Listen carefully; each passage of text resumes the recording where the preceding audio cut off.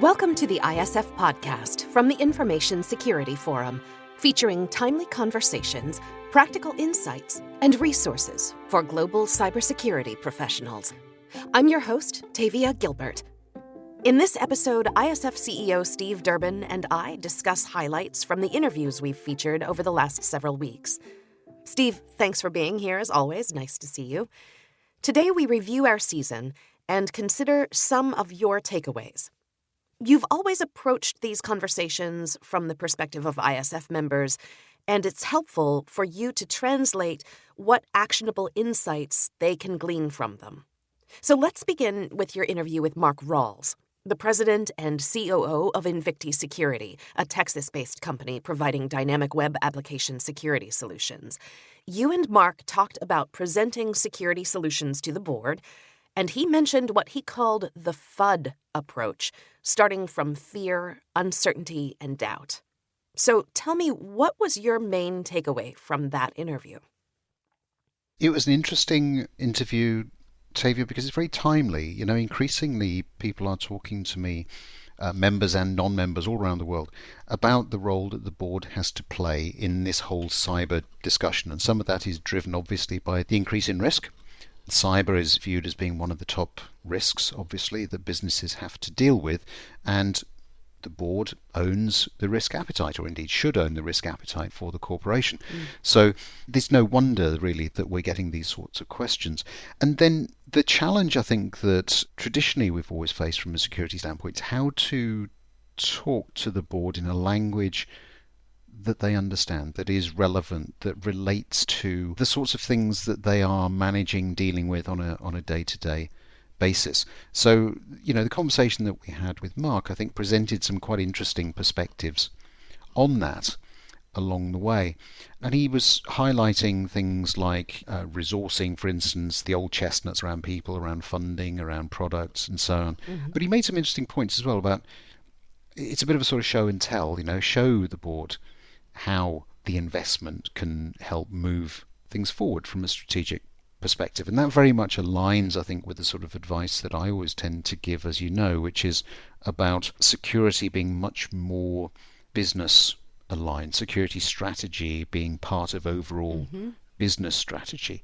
And so it was, I'm not going to say it was a sort of meeting of minds, but I think that we were certainly on the same page in a number of the different areas that we covered. You know, we talk about interfacing with the board, but the board is made up of individuals. So the CISO, security leaders, really have a balancing act to speak to this board. You said the board should own the risk appetite. There's a common thread and a point of view that each board holds, but it's made up of individual members. So you really have to speak to more than just one conglomerate, one point of view, but multiple sorts of personalities. As we've discussed so many times, it's an art of dealing with human psychology. It is. And I think it's going to get a little bit more difficult for a couple of reasons. Certainly, if you look at some of the activity that's been going on in the United States recently, you've got the SEC talking about bringing in the need for somebody who sits on the board who really understands cyber, so who is cyber qualified, if I could put it that way.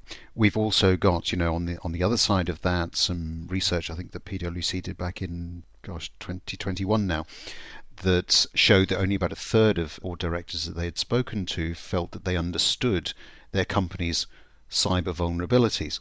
And then you've got, you know, another proportion of senior executives who are very, very concerned about cyber threats. And so you have to put all of that into the mix. And so the job of the CISO becomes very much more difficult in terms of getting those messages across, because, as you say, a board is made up of individuals. And very often, and we shouldn't lose sight of this, the CISO does not sit on the board.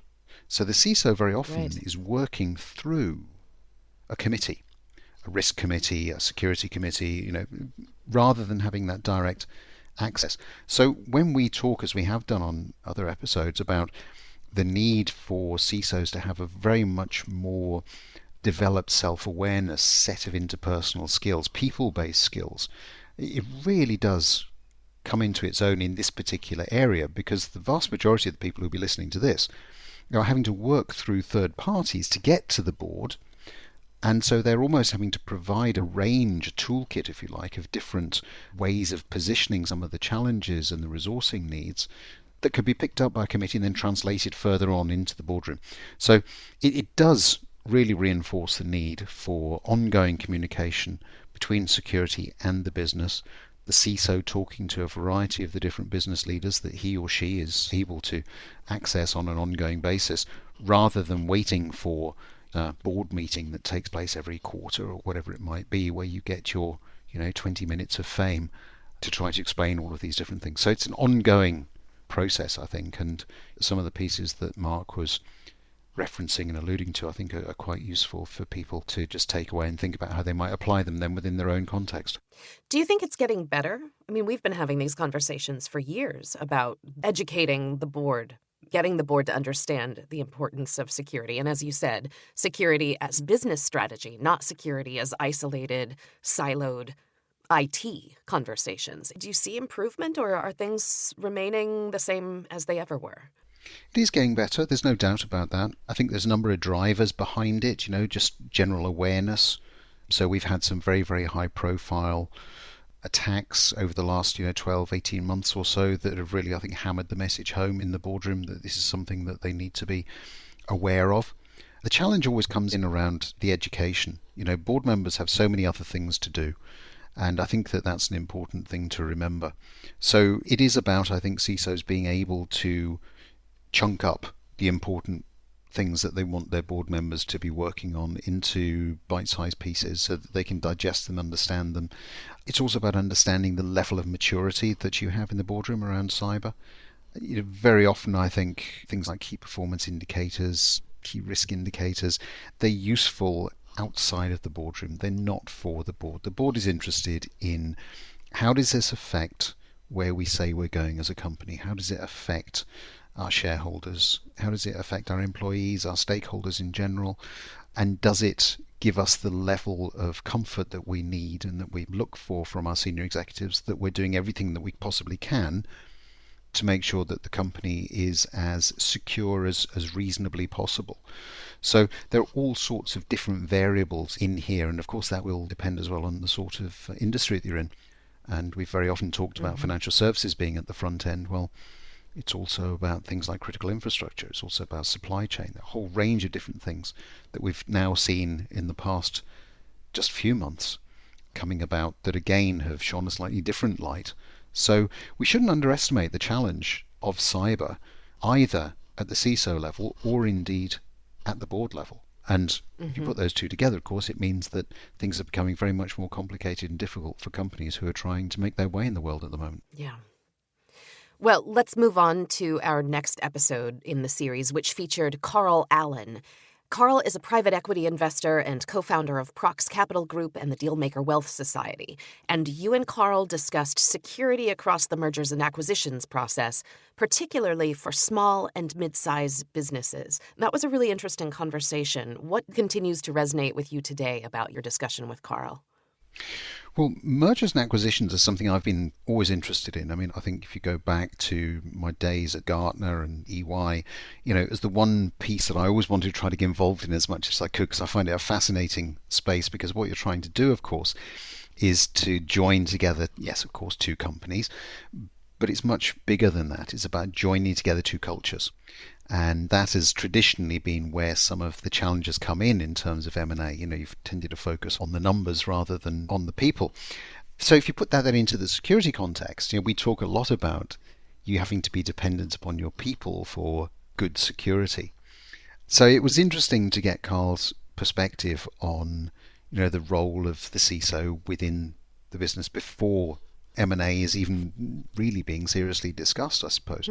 And I think it just emphasized to me the fact that we have to work very much harder from a business leadership perspective, if we are involved in mergers and acquisitions, to really understand the role that the different parts of our business have to play. So I would look at, say, IT, in addition to security, in addition to human resources, in addition to finance, and to really understand when to get them involved at the most appropriate time. Now, all of that sounds self-explanatory. And then there may be some people listening to this and thinking, well, yeah, great, Steve, that's pretty obvious. But actually, when we come back to security, it isn't.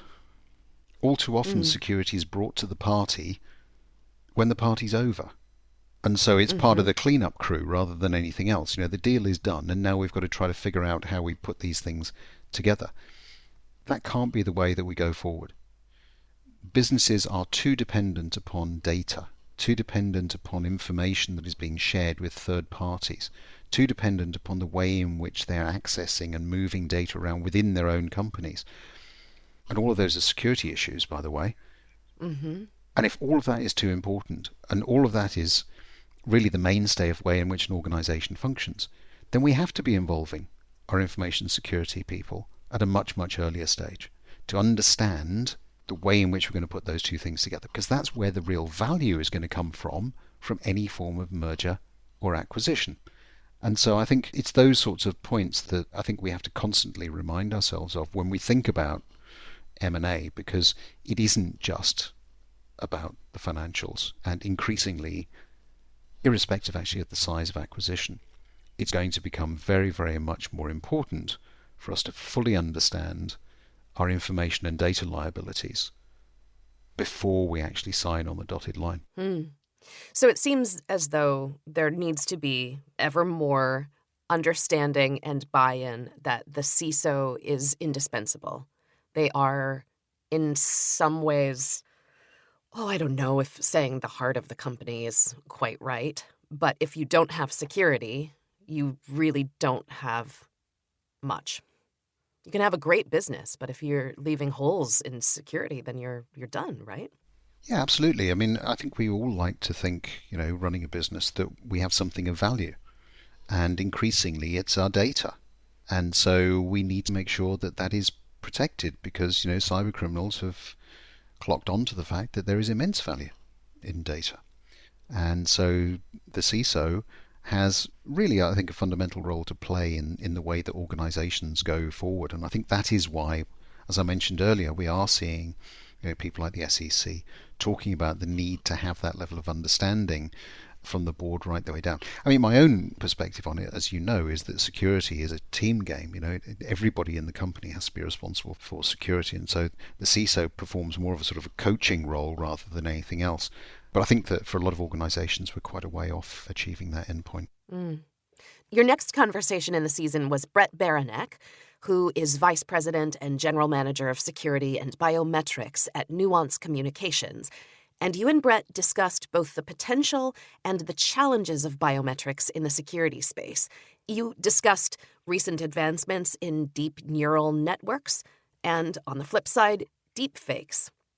Steve, is it fair to say that you're a bit of a skeptic when it comes to biometrics? I don't know that I'm a skeptic. I think that where I become skeptical is where we almost assume that we've suddenly found the silver bullet in security terms.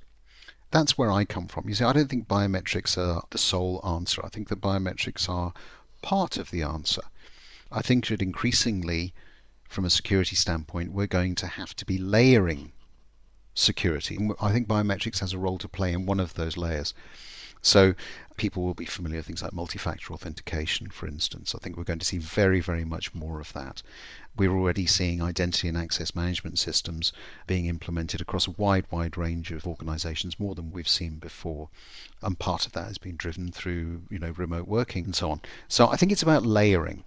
And I think it's about having the right degree of security around the data that you want to protect. So I'm back almost to really looking at the value of information, looking at who needs to access that information, and then applying some of the security measures on top of that. And I think biometrics certainly has a really important role to play in that. And it's still a pretty, on the one hand, it's pretty young. On the other, it's been around for a very, very long time. I remember, I'll probably show my age a little bit, but I remember probably about 15 to 20 years ago doing research into fingerprint technology and looking at how that was going to be used from a security standpoint. And there being resistance at that point because it was thought to be too closely linked to criminality and, people taking your fingerprints and that kind of thing.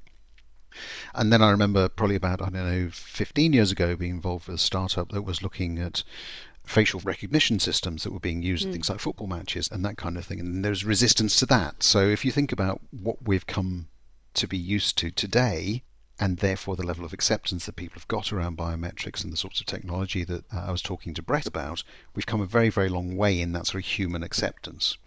And so this is that whole people theme that we're starting to see again, isn't it? It's all very well having, the strongest security in the world, but if people won't use it, if it's not acceptable to them, then it's absolutely no point at all. So I think this is, a really interesting space to watch because it does combine, for me, human psychology with really smart technology. And trying to get that balance right is one of the things that I think is most interesting, actually, about the whole biometrics and security area at the moment. It's interesting to me that you were studying those things in your late teens. You were so precocious. Yeah, I was an early developer. I'm not surprised, but I'm as ever impressed. So in that conversation with Brett, did he make you think about things in a new way or reveal anything that you hadn't considered before? What was your key takeaway from Brett's positions on biometrics? I think it was interesting to hear about the way in which he was involved in developing the use of biometrics, the different applications that it might have. I mean, we touched on a little bit things like voice print biometrics, so speech patterns, vocal ranges, all of that kind of thing. That I find fascinating because that for me is an area that probably has been underdeveloped from a security standpoint. There hasn't been as much focus on that. And of course, I think that it's an area that has immense applicability. If you think about people who are disabled and that kind of thing, for instance, it opens up all sorts of different areas for us to ensure that we're talking to the right people and so on. So that's a really interesting area for me. And some of the advances that he was talking about there, I think were certainly, if people are interested in that space, well worth following up on and digging into in a bit more detail. Because again, back to my point about layering, I think that voice has a role to play in that as well. Yeah, that was a particularly fascinating point for me too, as a person who spends her life thinking about the voice, the human voice. Yes, yeah, of course. That's memorable as well. Our final episode of the season was your interview with Adam Ruminek. He's the founder and CEO of Oxmode, a company that specializes in digital rights management, content strategy, and IP protection. And you and Adam talked about the challenges of protecting content and intellectual property, how organizations can manage their risk in that area, and what to do if your content is compromised. So let's look back at that conversation. What still plays around in your mind from your conversation with Adam? Yeah, a hugely important area, isn't it? This whole, data compromise, intellectual property compromise. And I think, Adam was coming at it not specifically from the perspective of security, which I found interesting. It was, as you said there, digital rights management more. And so for me, it was interesting to look at the way in which you can take some of the processes, some of the approaches that are being used in something like that and apply it across into the security space. Because again, as I said a little bit earlier, it is all about protecting data. And so it is about, what is the most appropriate security protocol to apply? How do you protect data at different levels? And from an ISF standpoint, of course, we talked about this and we continue to talk about it.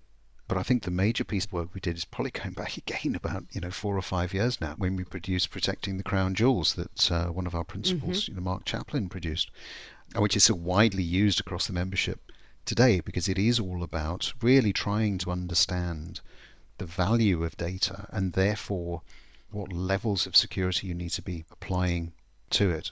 I think one of the other things that I remember talking to Adam about, though, which was interesting, was really getting a little bit into regulation. And, he made the point that things are moving very, very quickly in this particular space. And I think, that emphasizes one of the challenges for regulators. It's how do you keep pace with the way in which technology is changing, the way in which demands of the market are changing, and how do you have in place appropriate regulation that facilitates business growth rather than holds it back. And traditionally, regulators have always been, slightly behind. I think that's the nature of the beast. I don't think that will necessarily change. But I think it is important for organizations to consider when they are talking about their intellectual property, when they're talking about their data, the different jurisdictions in which that data resides or is in transit through.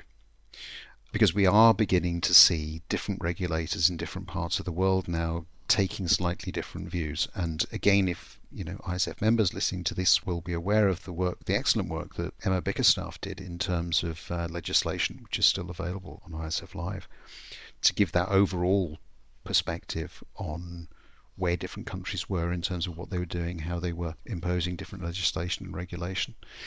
And so when I talk to businesses today, particularly multinationals, I do now continually make the point that they probably need to spend a little bit more time with their legal departments, if they've got them, than they used to, or indeed in some cases than they may want to, because you do need to understand No offense this. No offense, of course, no. We have a lot of legal firms that are members of the ISF who help us out hugely in these sorts of things. But you do need to really understand the different landscapes, and they are changing. Yeah. And Adam made the point that this just requires much more coordination, global coordination, than it used to, where it seems that no conversation is about an individual company sort of with blinders on, living and operating in one single space. We are global across the board in all of our businesses. We are, and of course that then takes us into the whole area of third parties too that we share data with. And so, the supply chain comes into play yet again. And again, that's something that we shouldn't ignore. Thanks, as always, for your time, Steve. It was a really fascinating season, and I'm really looking forward to returning for a new series of episodes focused on the ISF's recently released Threat Horizon 2024 report. We'll be back for the full conversation in a week. In the meantime, is there a topic or question that you'd like us to cover in a future episode? Let us know at securityforum.org, which is also where you can find that catalog of past video and podcast episodes, as well as ISF's research, practical tools, and guidance related to discussions like today's. Follow us on LinkedIn by searching CEO Steve Durbin or Security Forum. Follow our audio feed wherever you get your podcasts so you never miss an episode. And if you like the ISF podcast, we'd love it if you'd write us a short review and if you'd rate the podcast. The ISF podcast is produced by Talkbox and Tavia Gilbert, with music by Alexander Filipiak, associate producer Katie Flood, mix and master by Brian Barney.